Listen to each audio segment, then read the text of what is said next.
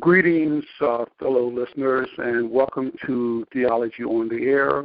This is Metropolitan Scholarius, and this evening we're going to talk about one of the most important seasons in the Christian calendar.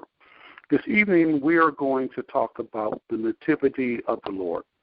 In other words, we're going to talk about when Jesus Christ is given birth by the Virgin Mary and he comes into human time. This is a continuation or the completion of our previous broadcast where we talked about the incarnation of Christ, or God becoming man, taking on human flesh. And so this is a continuation or a completion of that theme. And specifically, this is the prophecy of Isaiah when he talks about the coming of the Lord and that a virgin will give birth and that he will come into the world as the Redeemer and as the Reclaimer, as the Son of God in human flesh. And so this evening, we really want to make a distinction between the nativity story or the birth story of the virgin birth of Jesus and the commercialization of what we call Christmas, and how they differ and how they fail to do duty in telling the accurate story of what this particular season is all about. And to begin with, I'd like to introduce you to our Anglican priest, Father Tom from Hampton, Virginia, who will give us some information, or a perspective rather, on the difference between the nativity and the commercialization of Christmas. Welcome, Father Tom. And how are you doing, Bishop Scholarius? I'm doing well. Good. Now, to answer your question, basically and simply, the United States began what we observe in this country on this commercialization. And ever since I've been very young, I've never cared much for the general idea, because you have the big fat guy in the red suit riding around on a sleigh with reindeer, which that image is not Christian at all. It is a replay of the Norse gods being introduced into the American scene, and it originated in a way to draw people's attention to commercialism. The idea of spending money, large sums of your income, began in the early 1900s, post-World War I, post-World War II, with a little company called Macy's, now I could be wrong on the details of this, but the way I've understood it and the way I've learned it when I was in seminary was that Macy's Day Parade, which we all love to watch, begins, on Thanksgiving Day. And that at the end of the parade, here's Santa Claus. He's riding, he's waving, he's saying, "Hello, folks, come see me at Macy's." Next thing you know, everybody else gets on the bandwagon. Well, after World War II, we had a lot of government money going into the hands of these returning military folk, and they're getting an education, they get bigger and better incomes, and so they need to do something with that money. And so the stores decide, we're going to take some of it, and they created the holiday of Christmas, where you go out and you buy these precious gifts for your children, your family, your neighbors, your friends. Prior to that, the most expensive anything given was a Christmas card. And you may have decorated your home, if you were wealthy enough, with a Christmas tree, and you shared Christmas cards. But in America, we took it a step further. It was a gift. The idea that you spent a certain amount of money and you took an item and you put it in the hands of another person and you said, "Merry Christmas." Over the years, it became competition. Who can give the best gift? Who can give the most gifts? How much can we afford to spend? And then, historically, credit cards come along and made it easier, and now we have a great indebtedness.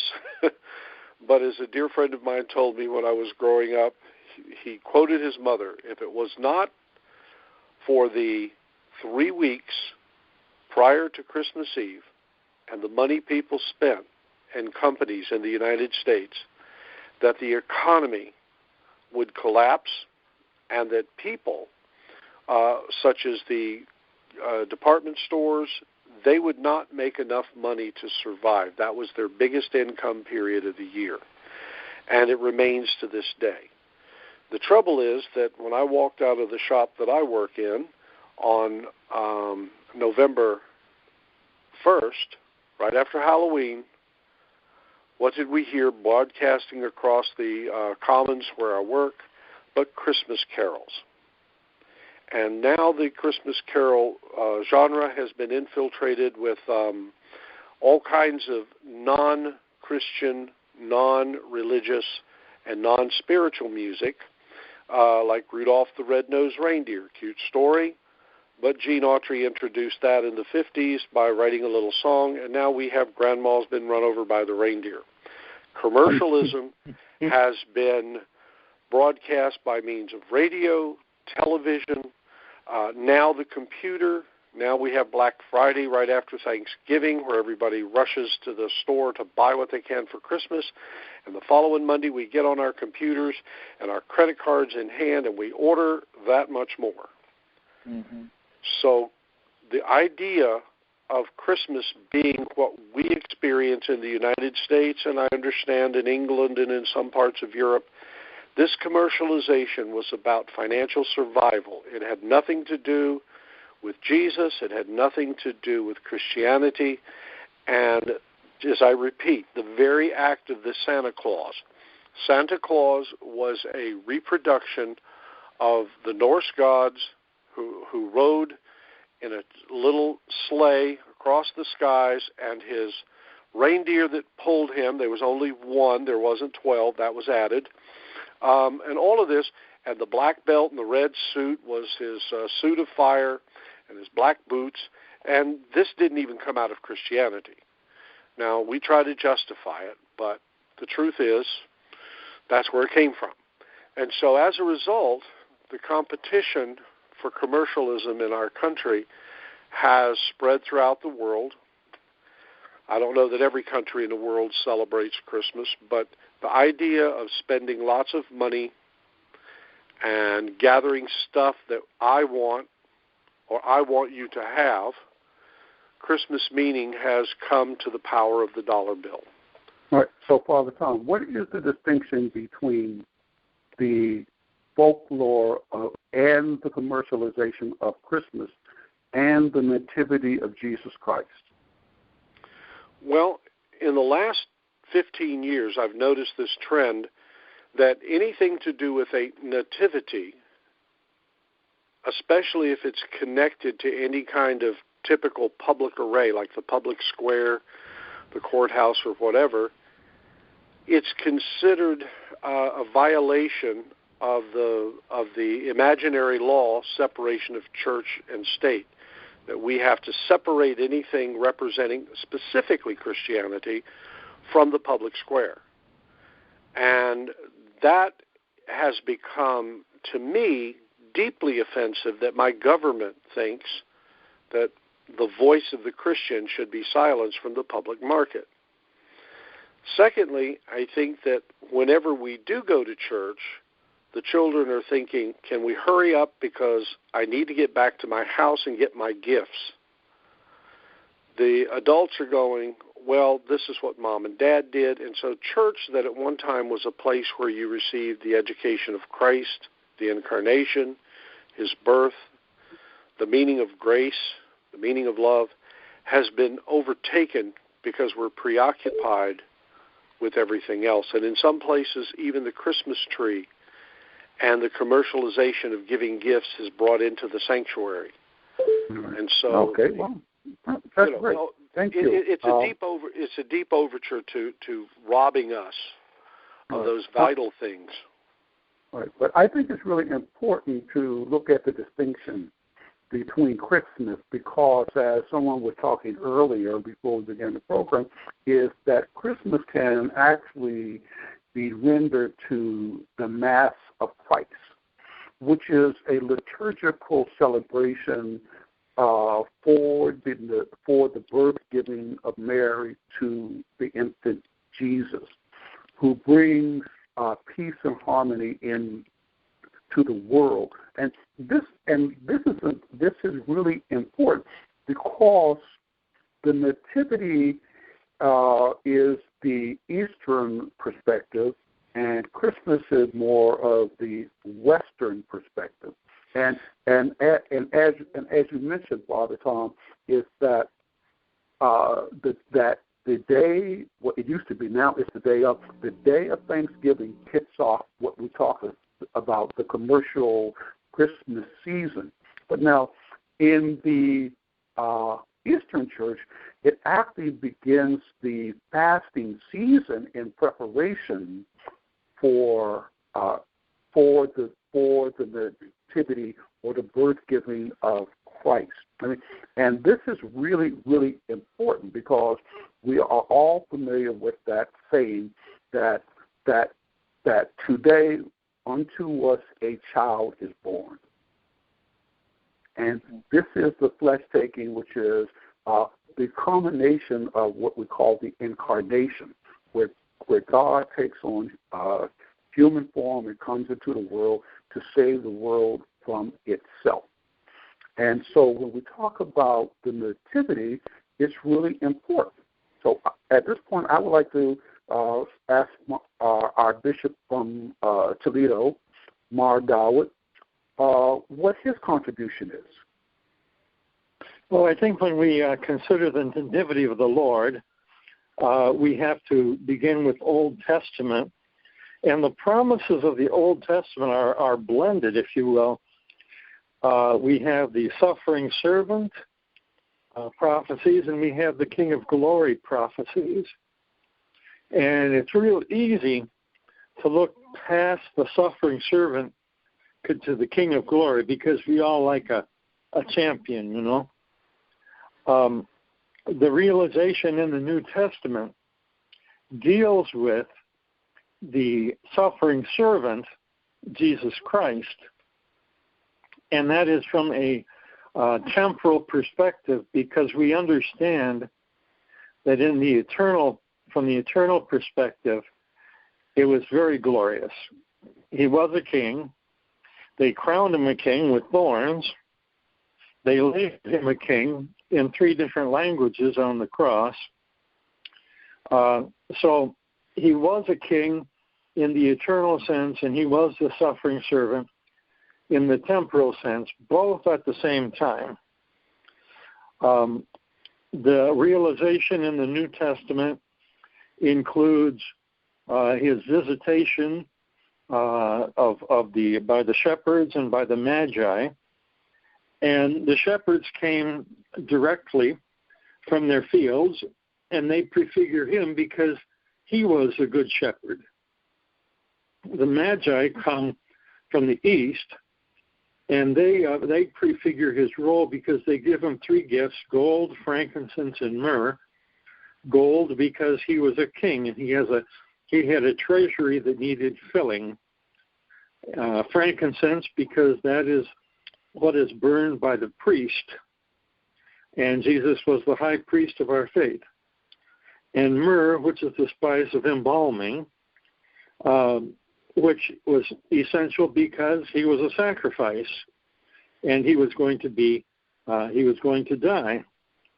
The circumstances of there being no room in the inn, and him being housed, birthed in a cave or stable, whichever version you prefer. Apparently stables or caves were used for stables in those days.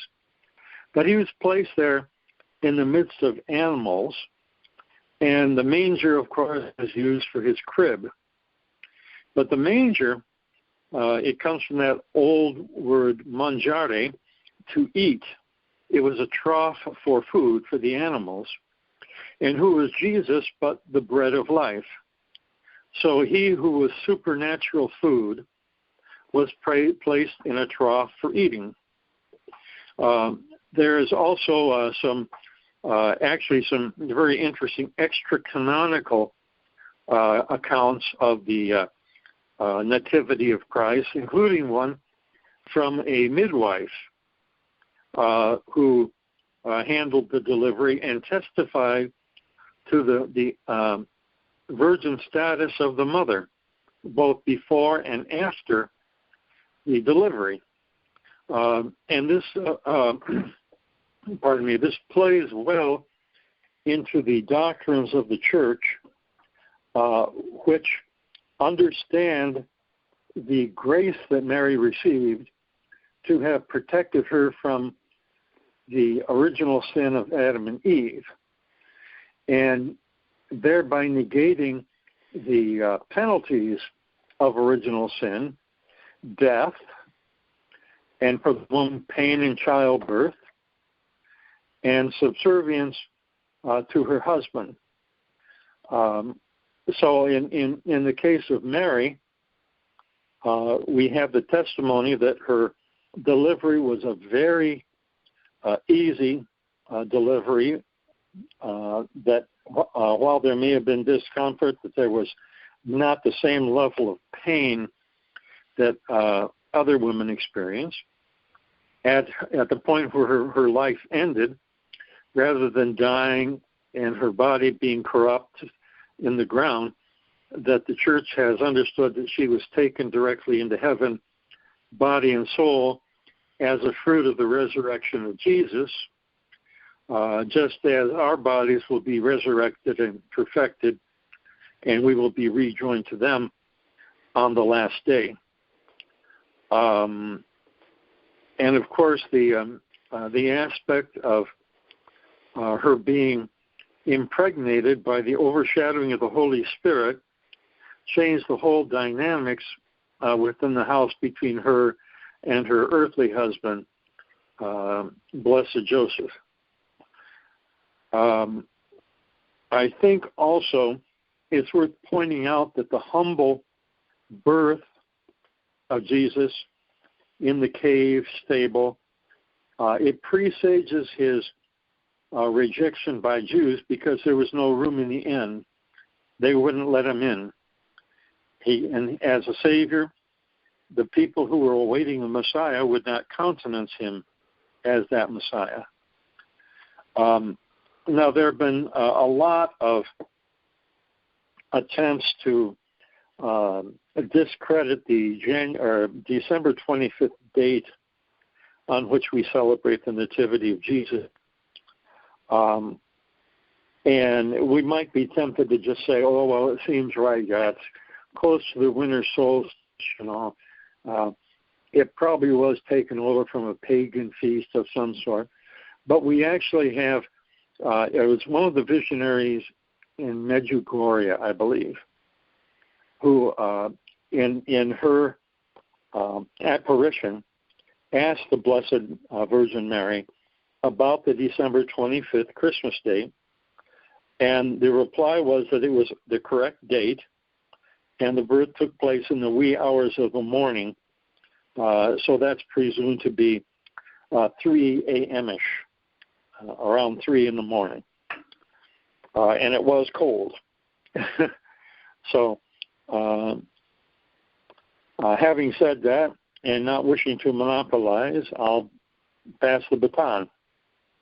Well, thank you. That's very interesting because you bring up a really important point about what the nativity means, because it's all about the birth. It's about the virgin birth. It's about this particular miracle. One of the things that I was reading earlier is that this is even tied to the book of Daniel. For instance, when Daniel, in one of his images, he prophesied to Nebuchadnezzar about an image that he had seen in a dream, and that this image was composed of different metals, but that it was shattered and ground to dust by a specific stone that was hewn out of a mountain without the hand of man. And it goes on to say that this is the portrayal the mountain of the height of the Virgin's holiness and of the power of the Spirit which overshadowed her, of which you spoke.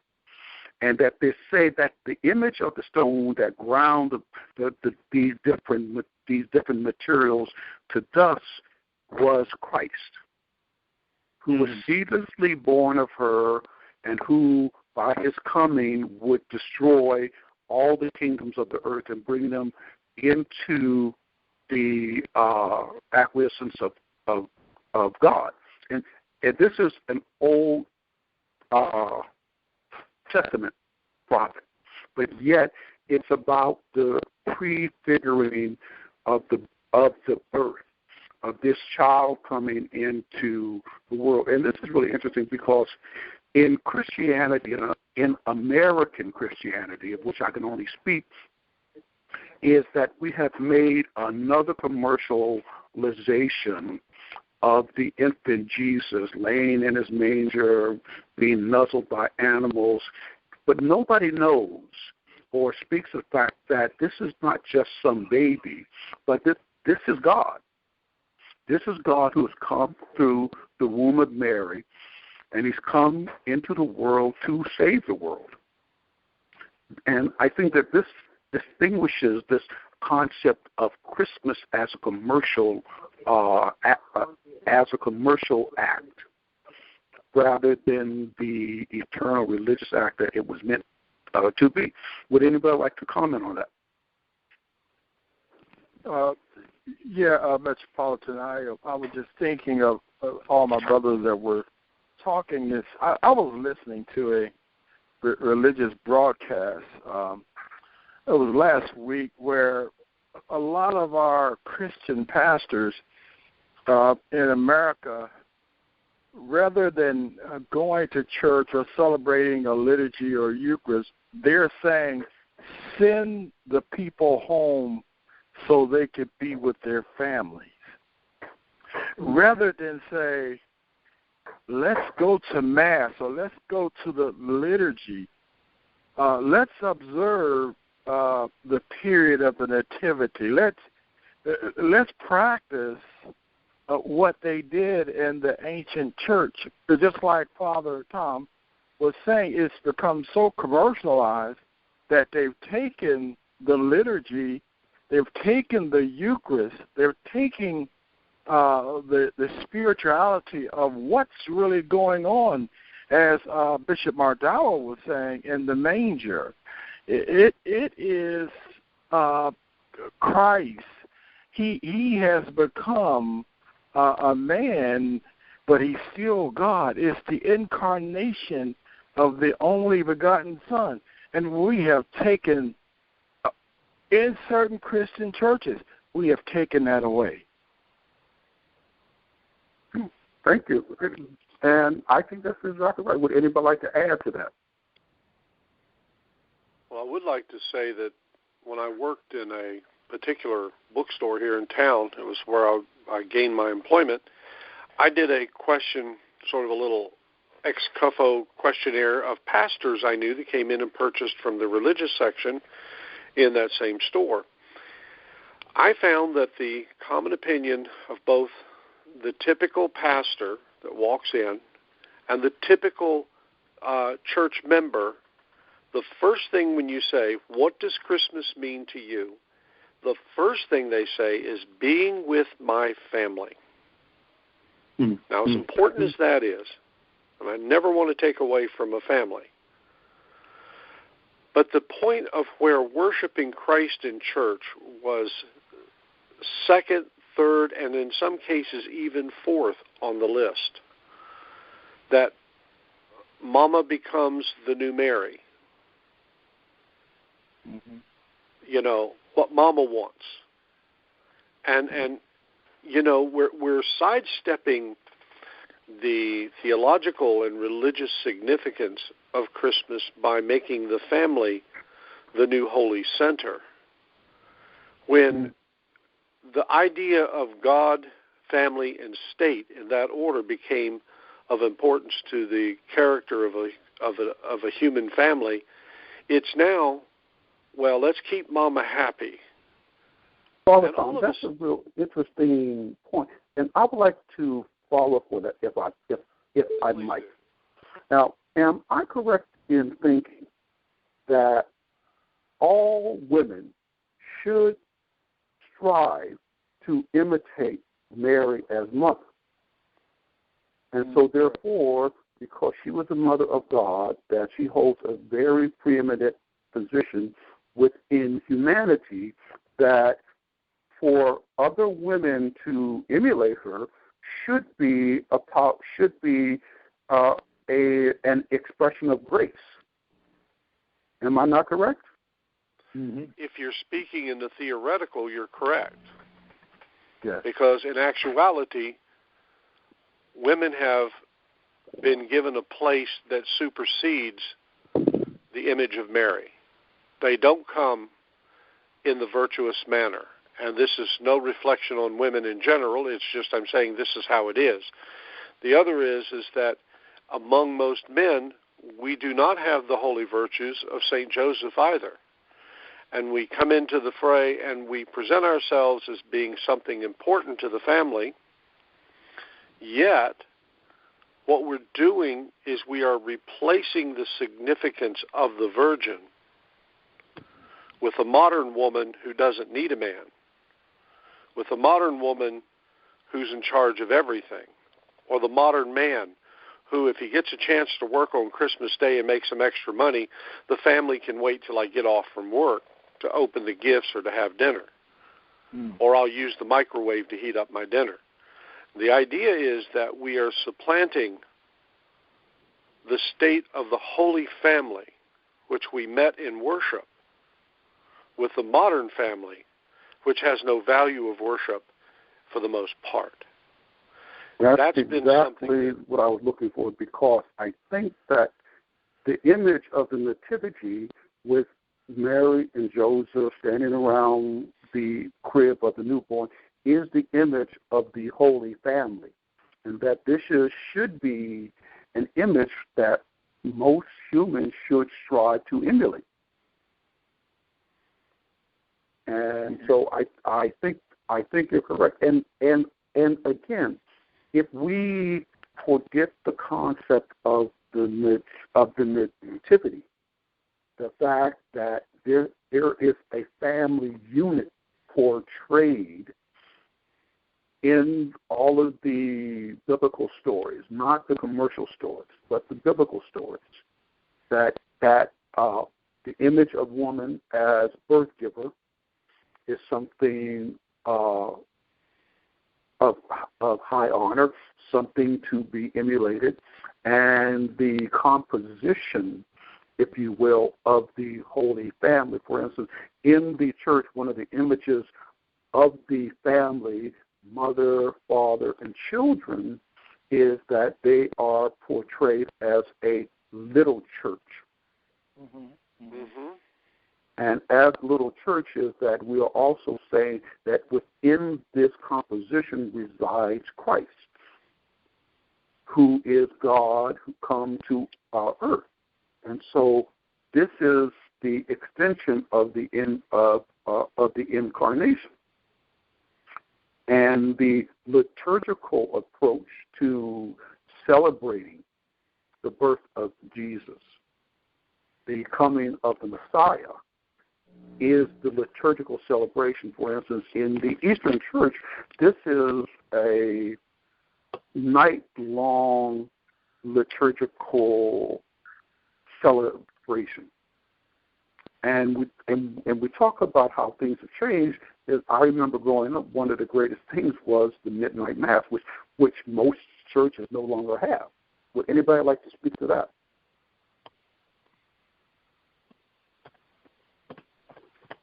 Well, I know in our church, as small as we are here in Hampton, we have a midnight mass if it's just my wife and I.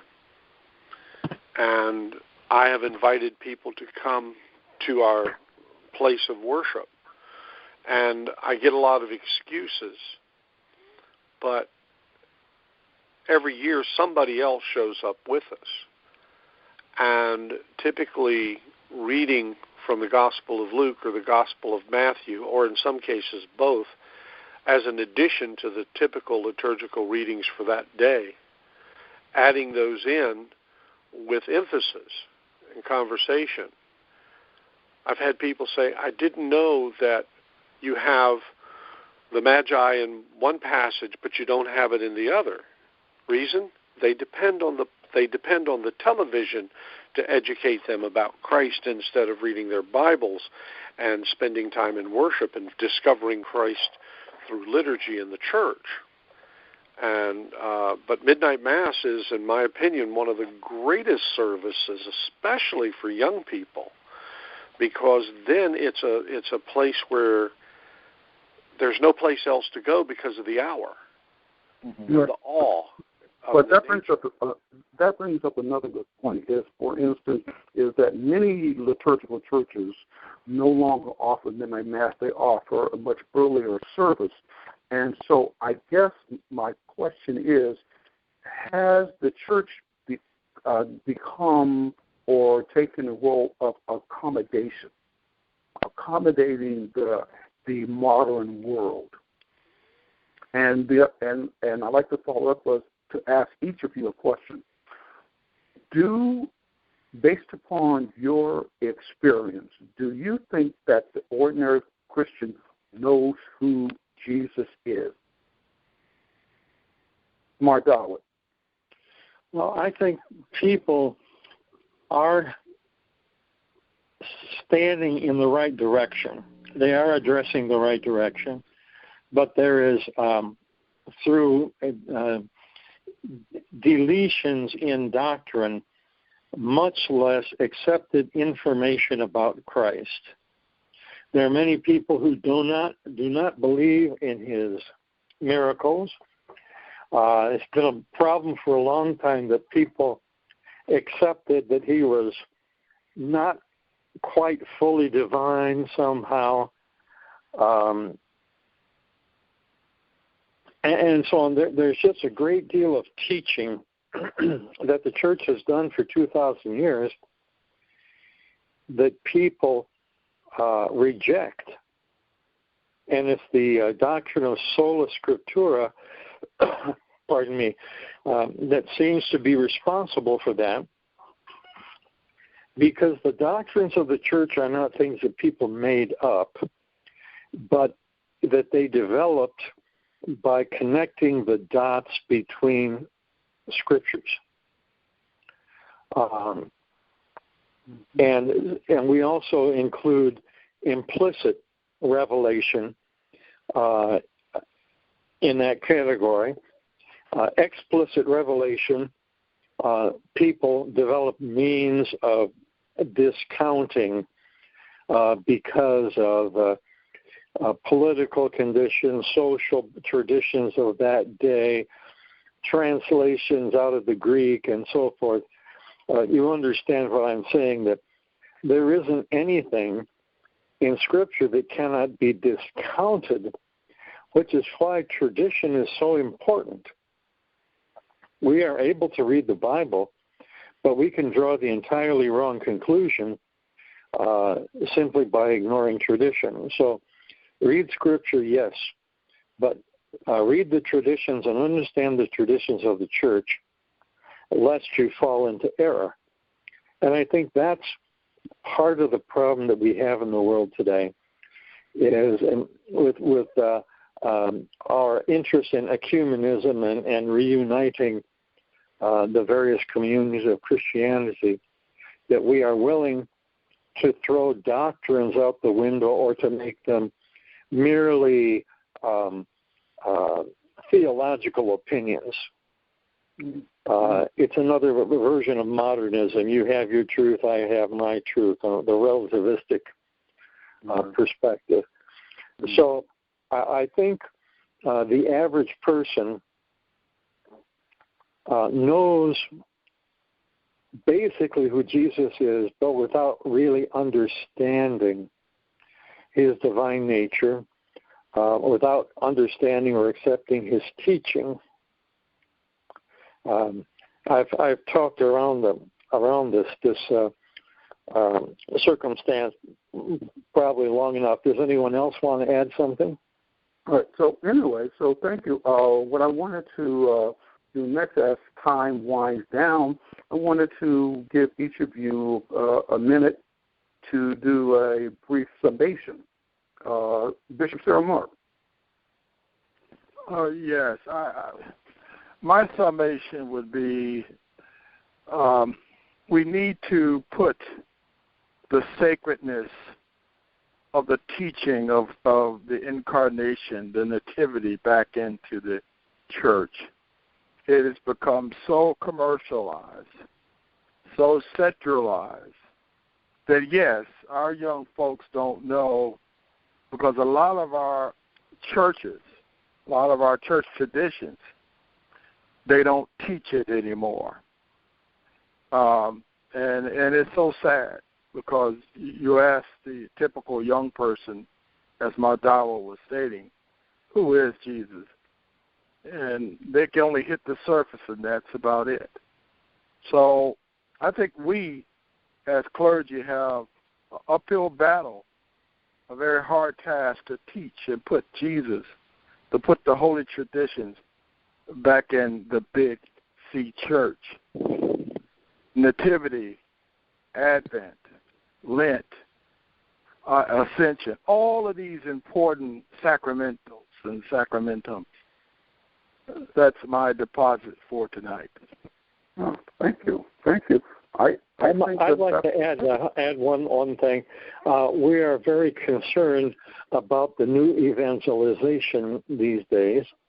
The move which has come from the Vatican, and which is very welcome in the Indian independent Catholic and Orthodox community. We have always been under the commandment of evangelization, but we have to understand that the nature of it has changed. Hence the new designation, new evangelization. In the days of St. Paul, there were people who were waiting for the Messiah to come, and St. Paul was able to convince them that Jesus was the Messiah. There were people in Greece who had unknown gods, and St. Paul was able to help them identify Jesus as that unknown God. There were people who had no theology who were given one, who had no credo who were given one. Today, the walls that we encounter in evangelization are quite new, because we are dealing with people who have spent at least 12 years of 5-day weeks receiving hourly science lessons, science which will allow no God in it, because science is the study of what can be observed, what can be seen, and promulgates many theories bridging the gaps of what they cannot see in the terms of gravity and electricity and magnetism and so forth, nuclear structure. So we have, in fact, a generation of atheists or anti-theists, or at best agnostics, of people who have so much information, which is purely the wisdom of men. It's an amassing of the opinions of men and contains no divine revelation in it. Now, if we are seeking truth, we seek the highest source of truth. And the current scientific theory may be disproved next month by yet another genius. When I was a boy, we were taught that the world was round and not flat as people used to think. Well, then we had our weekly readers, which informed us that the world was indeed not round, but was pear-shaped. So we all went around thinking, oh, wow, pear-shaped. Then they flew toward the moon, and they looked back and said, hey, the world is round after all. Mm-hmm. So science is far from absolute, And we are dealing with people who have been taught that science is absolute and that if it can't be seen, it does not exist. So the whole nature of our evangelization has shifted. That interacts with what we're talking about. I'm not sure how it does right now, but I'm glad that you brought it up. It's good to get to know more about people. I wasn't quite aware that you were around for the Flat Earth Society, but now we know your true age, which means that you were probably around with Isaiah as well. But be that as it may, this has been a very lively discussion, and I think that we may have at least approached the idea of interesting people in the fact of finding out who Jesus really is. And I thank each of you for your contributions this evening, and I'd like for us to wish our listeners a truly peaceful and beautiful nativity of the Lord. We won't say Merry Christmas, but we will say apostolic blessings upon all of those who are with us. And so with that, we like to invite our listeners back next month as we delve deeper into the personhood and the divinity of Jesus Christ. We wish you all a blessed nativity season, and we look forward to seeing you again next month. Good night, and God bless.